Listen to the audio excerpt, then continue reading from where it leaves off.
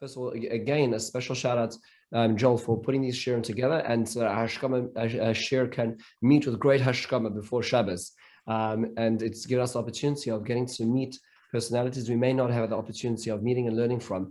And especially this is true this area of Shabbos. I think we are very, very fortunate to be stealing some time from Rabbi Moshe Hauer in his incredibly busy schedule. And it's with special thanks to Simon Taylor, who has extended the invitation, and we have this opportunity of working together, of hearing and learning Torah together. I want to just, for those who do not know Rabbi Hauer, Rabbi Hauer, Shmoy Halech Lefonov, we know him most contextually right now as Executive Vice President of the OU, and the OU is certainly not just kosher. The OU is an organization which is transforming the world of the rabbinate, and transforming the world of of essentially all the issues that communities and families need to be dealing with. The OU is there and researching and trying to work out how to resolve those issues, whether it be from a shidduch crisis, or it'd be the issue of kids going off the derech, or whether it be parenting. These are issues that OU are actively investing time and money into to make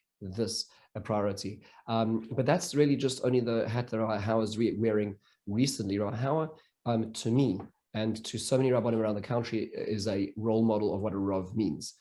For over 25 years, he has been the rav of B'nai Jacob Shari Zion. Whenever I go to Baltimore, I try to make it my business to walk over just to go and to hear Rabbi Hauer and to see how Rabbi Hauer is a rabbi, how he transforms the life of so many individuals in his community and beyond. He has trained rabbanim from Ner Yisrael and beyond to become rabbanim in the same way that he has. And it happens to be just a few years ago when I was in Ner Yisrael, I had the opportunity of spending a Lag BaOmer night with Rabbi Hauer, and still today resonates in my life as a moment of light. It's with great honor that we have Rabbi Hauer address us this evening. Rabbi Trump, you are way, way, way, way, way too kind. And I appreciate it very much. I appreciate the opportunity to be here, and Eina Tluya B'Davar, to be able to tell this assembly. I thank you for inviting me to join you. Beautiful thing, a shiur on a Thursday night. I understand it has a context from before the days of Zoom of Hashkama shiur, and just also to just tell you what you already know very, very well, which is the uniquely outstanding Rav that you have in Rabbi Trump, who's really one of my favorites, and everybody's favorites. And his leadership, his creativity, his caring, his Torah, everything. It's just such a gift. And Ashreichem, and I'm sure that you treasure him as your Rav. I also want to thank Rabbi Simon Taylor for facilitating this, and Joel for inviting me. So let's get down to it. Let's learn a little bit. It's Leil Lag BaOmer, and it's also Erev Shabbos of Parshas Emor. So I want to try to do is to share with you a perspective perhaps on one of the less visible, unique qualities of Rav Shimon Bar Yochai. And it's one which we should frame, I think, in terms of at least a little bit of the opening of the Parsha. I think many are familiar that Parshas Emor, which is the Parsha really of the instructions to the Kohanim about the Kahuna, in this Sefer, which is Torah's Kohanim, which is all called, Leviticus. The English names are always right? The laws of the Levites, the laws of the Kohanim. Much of it was about their avoda, about the karbonis, about how you bring this offering, how you purify this one or the other one. Emor is the conduct of the Kohen himself, the Kohen in his personal life, the preservation of Kedusha. And we all know what Rashi quotes in the beginning of the Parsha from a Gemara in Yevamos, that the Torah says, interestingly here, Emor al HaKohanim b'nei Aaron v'yomartu alehem, a double expression of giving over, say to the Kohanim, and you shall say to them. And that redundancy is explained by the Gemara, that apparent redundancy is explained by the Gemara, l'hazir gedolim al haktanim, to instruct the adults with regard to the children, that there becomes a responsibility, or the Torah is articulating here, a responsibility that parents have to worry about the young. Gedolim halaktanim, in a certain sense, of course, you see it in the context in the Gemara altogether about kotonochel nevelos, about children doing the wrong thing, that adults have to worry. Of course, they have to do it right. Exactly how lahaz here is accomplished effectively is a subject matter for itself. But the what's being given over here, certainly in context, is not just preservation of one's own, but preservation for the future. And perhaps here, just we can see a sharp, short insight within the parsha.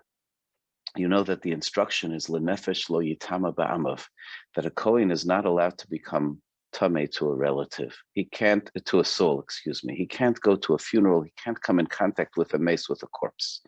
But there's an exception. There's a group of exceptions. She'ero hakarov elav, to their close relatives. To them, they're able to become tameh. This is true of a kohen. Who else is limited in going to funerals? Well, of course, the kohen gadol is limited to go to funerals, and the kohen gadol can't even go to relatives. Who else is limited from going to funerals? A nazir. And a nazir, like the kohen gadol, can't even go to relatives. What's the difference? Right, so one way to see it is, okay, the Kohen is basic Kedusha, the Kohen Gadol and the Nazir are super Kedusha. Basic Kedusha can take a day off and go to a funeral, but super Kedusha is not able to do so. Perhaps, however, there's something completely different at play. And that is, tell me something, how does this person become a Kohen? How does a person earn kahuna? So we all know, and I'm sure someone is immediately recalling the famous joke about the Pidyon Haben, but everybody knows that the Kohen is a Kohen because his father was a Kohen and his grandfather was a Kohen.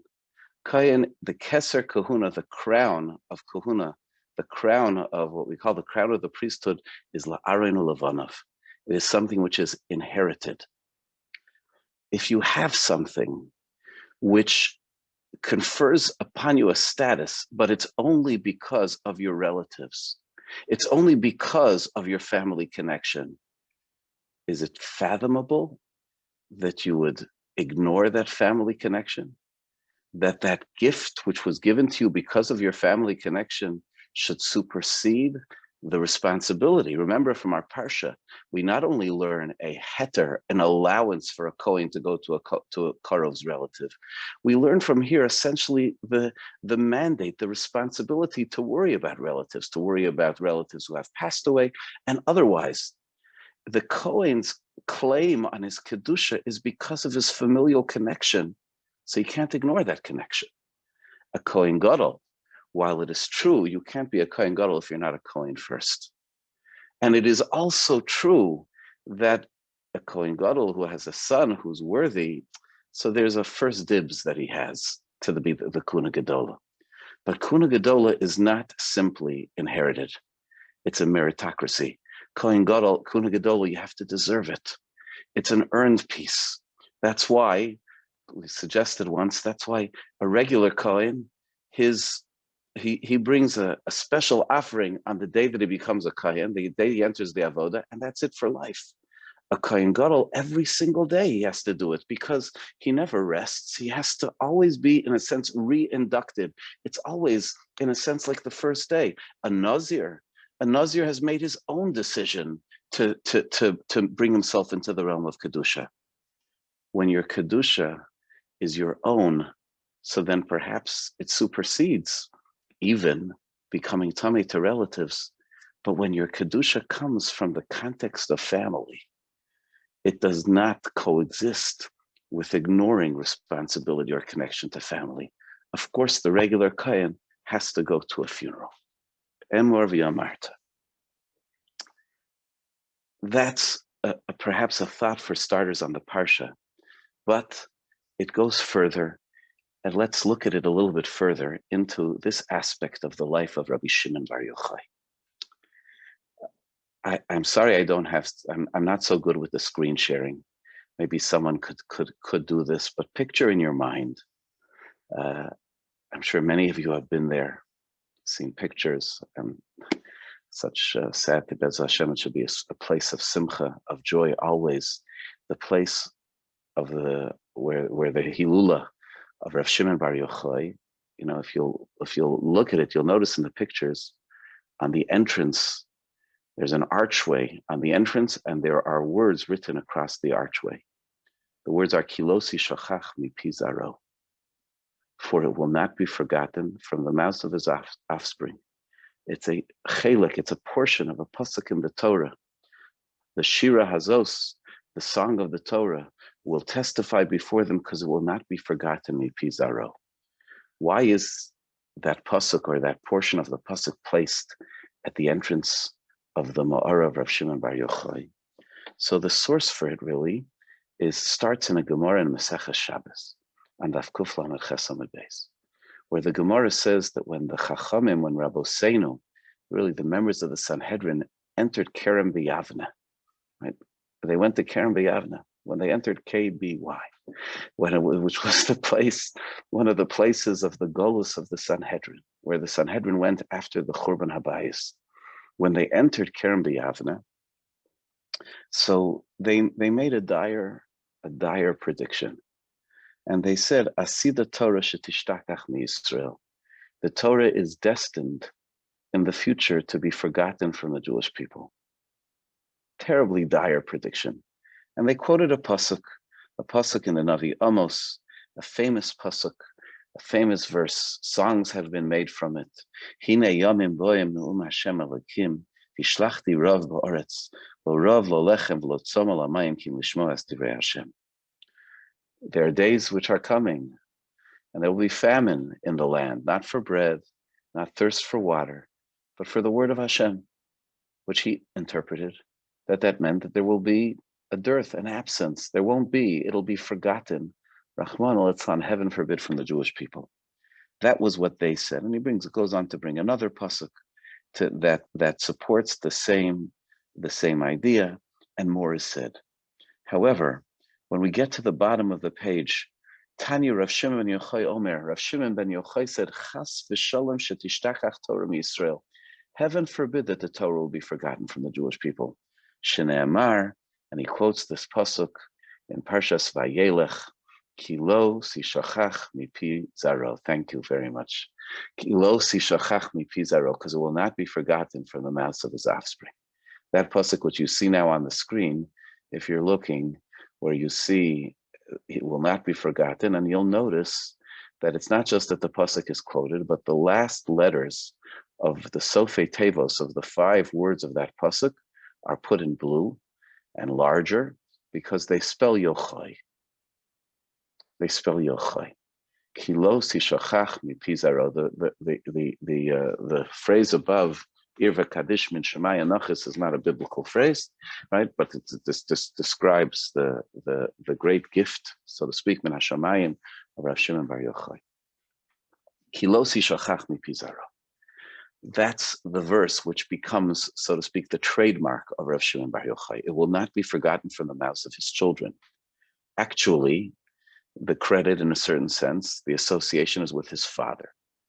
So let's explore something here. Let's explore something here together. Rav Shimon Bar Yochai. Rav Shimon Bar Yochai says the Torah will never be forgotten from their offspring, from their children. Rav Shimon Bar Yochai had a child. What was his name? Rabbi Elazar Rav Shimon.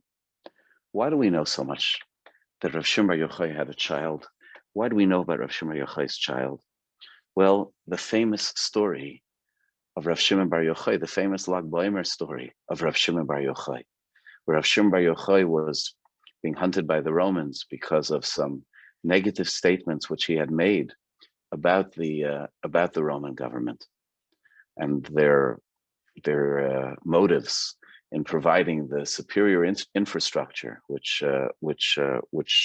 blessed the community, including the Jewish community. So Rav Shimon Bar Yochai had to go on the run. And what are we told? What's the story? When he went on the run with his son, with Rabbi Elazar Rav Shimon. And they went, the two of them, V'tashu b'Marasa, they went and they hid in a cave. They hid in a cave for 12 years, where together they learned Torah, from morning until night, or maybe more, is the implication even of the Gemara. They learned Torah, they engaged in some form of tefillah, big discussion, because elsewhere we find in the Gemara of Shimon Bar Yochai was so involved in Torah that he didn't daven as regularly. But they studied Torah for 12 years, completely removed from the world. Rav Shimon Bar Yochai, in a certain sense, living what he famously put up as the ideal in the Gemara in Maseches Brachos. Learned Torah all the time. And during that time, how was he sustained? Remember when he first went into hiding from the Romans, so his wife would send them care packages. He was hiding in the Beis Medrash. His wife would send them care packages, probably with little notes. But then he was afraid. He was afraid. He was a wanted man. Maybe they would pressure her. And he didn't want her to be stuck in the position where she would know where he was and have to keep it to herself. So he left, and he didn't want her to know where he went, so that she wouldn't be, again, vulnerable. But he went with his son. And how was he sustained? The Gemara says that a charuv, that a carob tree, grew there miraculously in the cave, and a stream of water came through. And that was it, 12 years. And then another one of buxer and water, right? It's called the Yochai diet. So the Rav Shimon Bar Yochai was there with his son for all of those years. The person whose mantra was "Ki lo tishachach mipi zaro," that it won't be forgotten from the mouths of his children, of their children, when he went into hiding, of course he went into hiding with his son. He went to learn with his son. Rav Shimon Bar Yochai in Maseches Sukkah, I believe Daf Chaf Hei, Rav Shimon Bar Yochai said a famous statement, Ra'isi b'nei aliyah v'hem mu'atim. I've seen people who have aspirations, spiritual aspirations, and they are few. And he goes on in a famous statement. He says, if there are 1,000, they include me, my son, and me, right? It includes me. If there are 100, it includes the two of us. If there are 2, it's the 2 of us. Rav Shimon Bar Yochai was evidently, completely and totally invested in his son's spiritual well-being alongside his own. I don't know if we would have guessed that about Rav Shimon Bar Yochai when we hear the general stories of Rav Shimon Bar Yochai. I mean, he was someone who was so removed from the world. He was completely and totally dedicated to Torah, to his study. He wouldn't engage in work. He hoped that and believed that as a result, he would be taken care of miraculously. But Rav Shimon Bar Yochai, complete dedication, along with his own spiritual thriving, was a dedication, a concurrent dedication to the thriving of his own child. I would like to suggest to you that perhaps, I think this is truly b'derech efshar, as a possibility. That's why he had that diet of the charuv. Why is that? What's the significance of the charuv, of the carob? Where do you find the carob tree appear elsewhere in Chazal?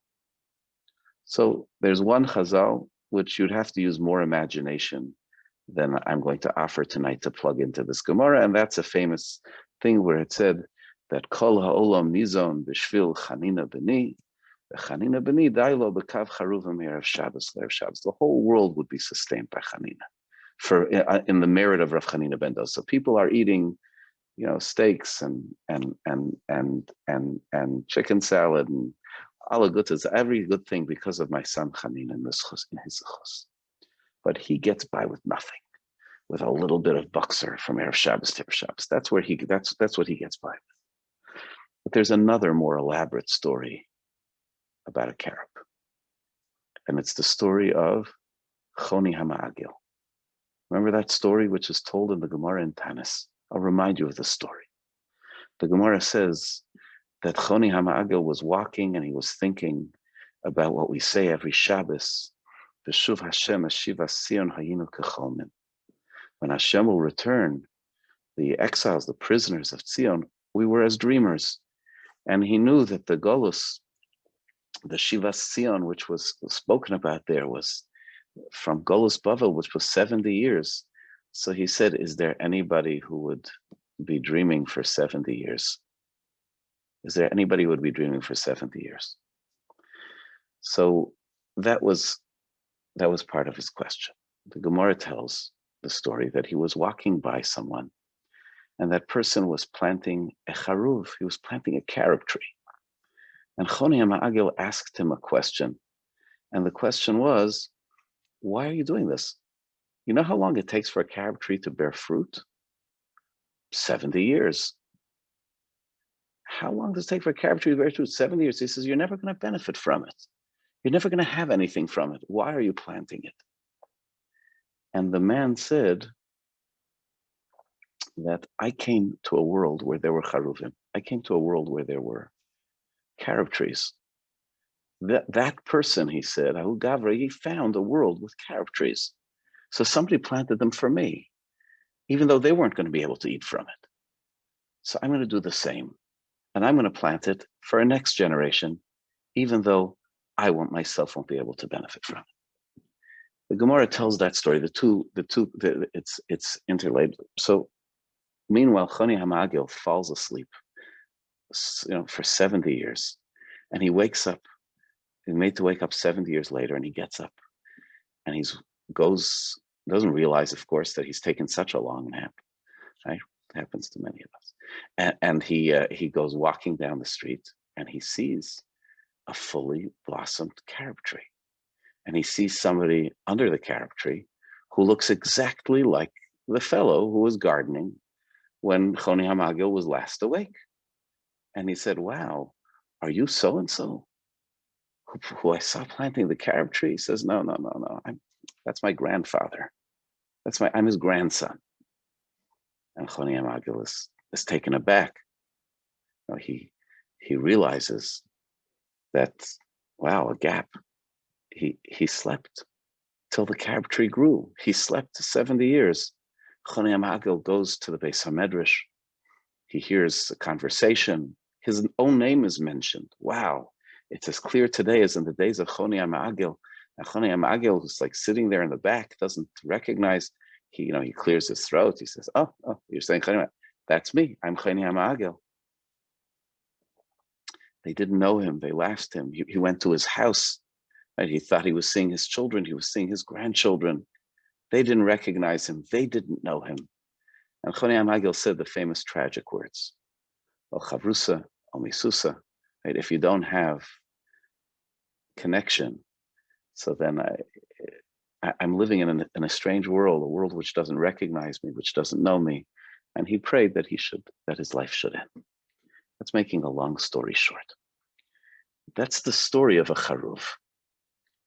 Now, it's a cute story, 70 years, he fell asleep, he wakes up, he's disoriented. It's not a cute story. You see, the idea that the Gemara says there, that Choni HaMa'agel was taught something that he didn't realize himself, that there's such a thing as planting something which has maybe no value for yourself, but that makes it no less worthy and no less relevant. He did it because there was going to be a future generation that would benefit from it.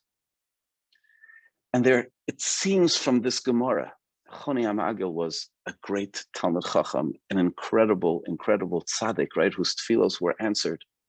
But the Gemara here is pointing to a blind spot of this great Choni HaMa'agel, a blind spot that he didn't somehow have this sensitivity to the fact that, yeah, you do something, not for you necessarily, but for the future. And that blind spot is revealed in the story which ensues, which isn't just a tragic comedy of Choni HaMa'agel coming places and just nobody knowing who he was. One could posit that if the gentleman who had planted the carob tree slept for 70 years. To wake up to see it blossom, his family would have recognized him, and his Beis Medrash would have recognized him. Because in his life, the things which he did had them before his eyes. His life was about them. So there wasn't such a thing as a generation gap. You read the story, you think, generation gap. These people, they're living in their world, they're thinking about their things, and the others about something else. Do you ever notice that sometimes there are people who are so much older and they're so able to connect to people who are so much younger? Now, it doesn't mean that they have TikTok accounts or Instagram, that somehow they learned the cultural language of the youth or the methods. You know those people. And that's not the trick. It's not that they necessarily even know all the scores or whatever it is that somebody happens to be into in a younger generation. But they're the people who, when they walk around, all they're thinking about is the next generation. For them, if they went into a cave, if they had to go into a cave, they would take their child with them. If they're going to be a Ben Aliyah, if they're going to be someone who is dreaming, who's aspiring for big things, for great things, it's going to be Ani Ubeni. It's going to be me, and it's going to be my child. And when we live our lives where there's a focus and a clarity, that it's not, I'm living my life and, okay, Bez Hashem, I'll leave you something. I'll pave a path for you. But I'm living my life for you to have something. I'm living my life to pave something for you. You're my present, not just my future, not just my eventual. Then that line of communication is parallel. It's not sloped. It's Ani Ubeni. It's I and my child. And perhaps that's part of Kilo Sishachach Mi Pizarro. That won't be forgotten from the mouths of the children.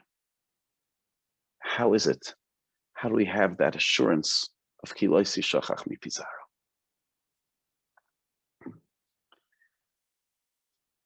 Rav Shimon Bar Yochai's formula. When that's what it's about. When that's what it's about. One of the tasks that we have as parents is to try to give over to our children a perspective that we're taught is very, very important. Chazal say that a person has an obligation to say, Bishvili nivra ha'elam. Person should say, the world was created for me. Lafikach nivra ha'adam yechidi. Right? Hashem created one person, Adam Harishon. The whole world was about Adam Harishon, and from him the whole world came. The whole world grew out of Adam Harishon. So from that, we should be able to derive that, it could be me too. I could be the world. From me, a whole world could come, just like it came from one person once upon a time. This whole world is here just for me. Now, how does somebody come to say that? Could sound a little bit egocentric. Okay, it's not. It means on my shoulders, I could build a world. I could build a world like Adam Harishon built the world, and it would all be worth it just for me. Bishvili nivra ha'olam. So it would seem, it seems to me that we have one place where we could have a head start on developing that attitude. And that is when a parent conveys that to the child that they're the whole world, that they're what it's about, that they're what it's about. If children have parents and we don't succeed to convey to them how central they are to us, that even for them, even their own creation of their child isn't as central, then it's hard to then have that sense, that possibility of understanding the worlds that could come from us, that we're so important. The person who created us, the people who created us, sometimes, human beings, parents, were distracted. The gift that we can give our children is a little bit of the taste of Rav Shimon Bar Yochai, a little bit of the Emor ve'amarta, lahazir gedolim al aktanim, to understand that, that connection is everything, that our investment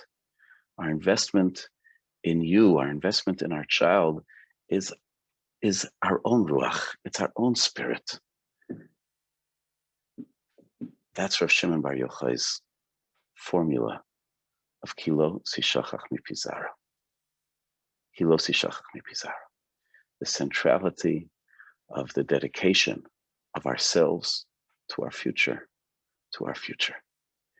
We think a lot, and we constantly think. We have to think about what's the secret sauce for continuity, for hemshech, for being able to see what we all hope and pray for, that Be'ezus Hashem, we should see children, banim uvnei banim, children and descendants following the path, without any suggestion of something facile and a quick fix solution. But we all understand that, in a great sense, where it starts, not where it ends, but where it starts is with this kind of a clarity of commitment. If we go into the cave, we're taking the child with us. If we have aspirations, we're taking the child with us. Kilosi shachach mi pizaro. If we're planting something, it's with them in mind. It's all about them. The world that we're creating is for them. Be'ezus Hashem, that should give each of them. And it's never too late, and our children are never too old to hear that from us. I'm just going to end with, I have a very dear friend, one of my favorite people in the world. I'm sure that many of you know him. His name is Rabbi Yoshua Hartman. Yoshua Hartman from London. He visits you sometimes? Rabbi Trump, does he visit you sometimes? Not enough. But we hope Never enough. He's a wonderful, wonderful person and an amazing Talmud Chacham. So Rabbi Hartman says, he's a very dear friend, and I once heard him say, he says, sometimes he calls he speaks on the phone to his children, and in the middle of the conversation, he says, Yecheskel, I just want you to know something. I'm crazy about you. Like, you, for me, are everything. Now, if I said to my children, they would say, Abba, stop imitating Rabbi Hartman. That's not my personality. I don't express myself that way. But there are ways that each and every one of us, whatever our form of expression, whatever our temperament, we could always stop doing something and help those children understand that we're crazy about them and that they're everything. And if we're going into the cave, they're coming with us. May we all be zocha to kilo sishachach mipizaro. Thank you, Rabbi Hauer. There's some shiurim that we like to hear, but it's more important to hear shiurim that we need to hear. Thank you. Thank you, Yeshkaya. Excellent. Thank you for the opportunity. Look forward, Be'ezus Hashem, to see you in person sometime soon. God willing. Looking forward to partnering in many ways. Thank you for your